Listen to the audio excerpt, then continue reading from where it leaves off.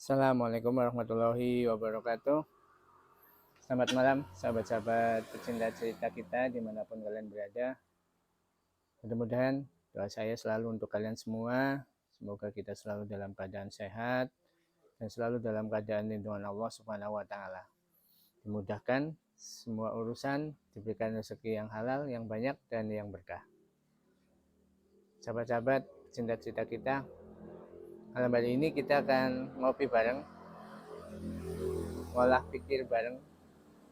Kali ini kita akan sedikit ngobrol atau membahas tentang suatu pusaka, di mana tentunya sahabat-sahabat sudah tidak asing lagi dengan salah satu pusaka ini yang menjadi salah satu pusaka yang cukup dicari karena memang konon khasiatnya sangat luar biasa, yang khususnya dicari oleh kaum hawa atau laki-laki yang mungkin belum punya jodoh. Karena dengan pusaka ini konon dapat memikat lawan jenis ataupun orang-orang yang disukai. Dan pusaka itu apa?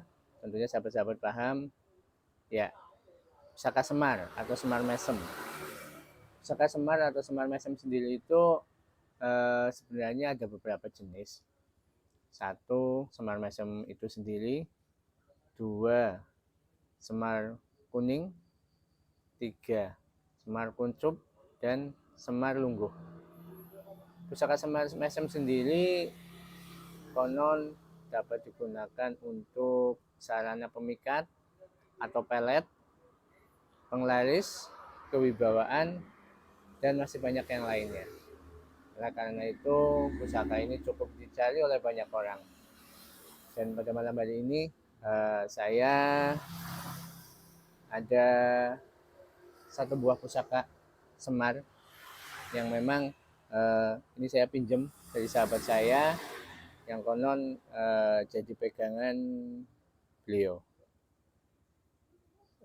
Kita lihat sahabat-sahabat, ini masih dibungkus dengan sarung hitam.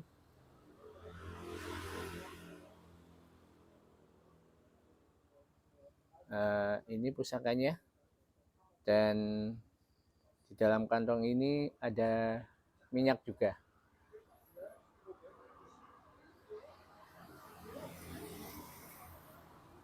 Pusaka Semar Mesem ini diyakini oleh banyak orang mempunyai khasiat seperti yang tadi saya sebutkan. Akan tetapi balik lagi sahabat-sahabat, sehebat apapun pusaka, sesakti apapun pusaka, tanpa izin dan ridho dari Allah Subhanahu wa Ta'ala tidak ada kekuatannya sama sekali. Karena yang memberi izin, memberi kekuatan, dan mengabulkan permohonan hanyalah Allah Subhanahu wa Ta'ala. Ini hanya benda biasa yang mungkin memang Allah ridhoi untuk menjadi sarana atau lantaran apa yang menjadi hajat dari orang-orang yang memegang pusaka ini, yang boleh dibilang spesifiknya khususnya adalah untuk pengasihan.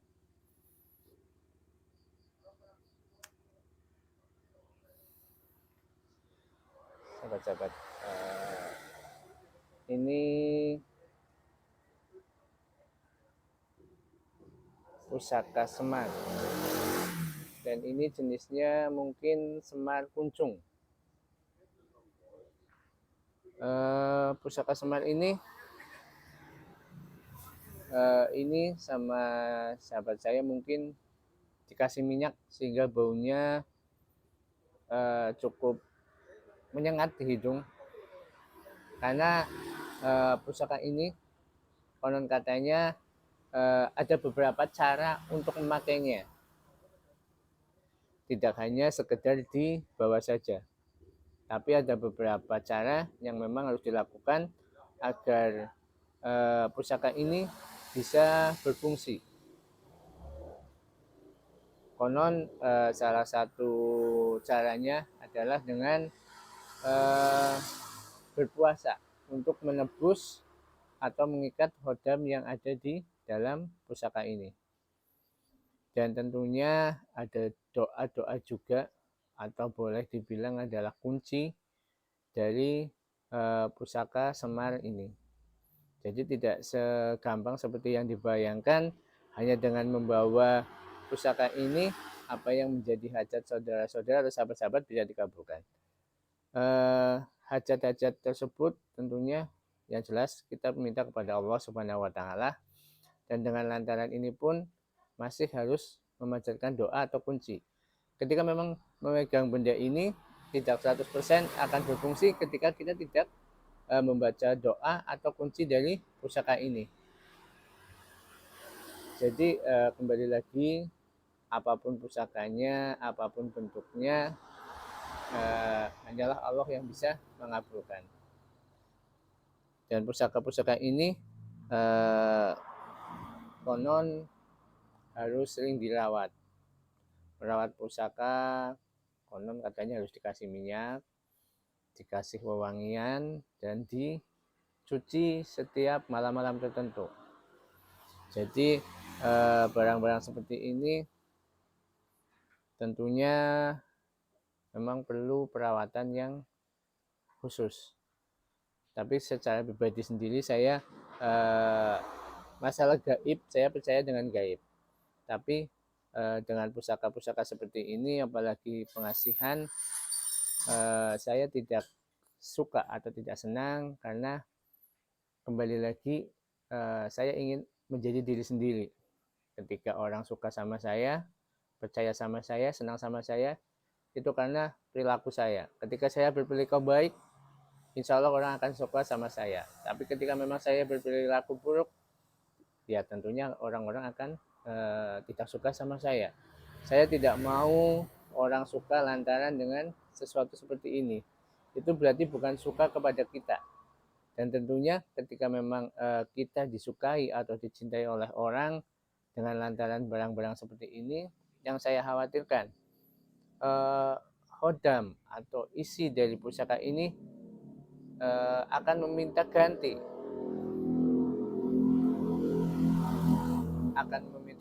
atau meminta balasan. Karena dengan lantaran pusaka ini mungkin seseorang bisa menjadi disukai banyak orang. Tentunya hodam atau isi dari pusaka ini merasa berjasa, dan ketika merasa berjasa pastinya akan meminta imbalan, dan imbalan itu tentunya sesuatu yang memang berat mungkin, karena bisa jadi sesuatu yang harus kita berikan kepada hodam-hodam atau pusaka-pusaka ini tanpa kita sadar, mungkin akan mengefek ke pikiran kita, ke hati kita, dan lain-lain.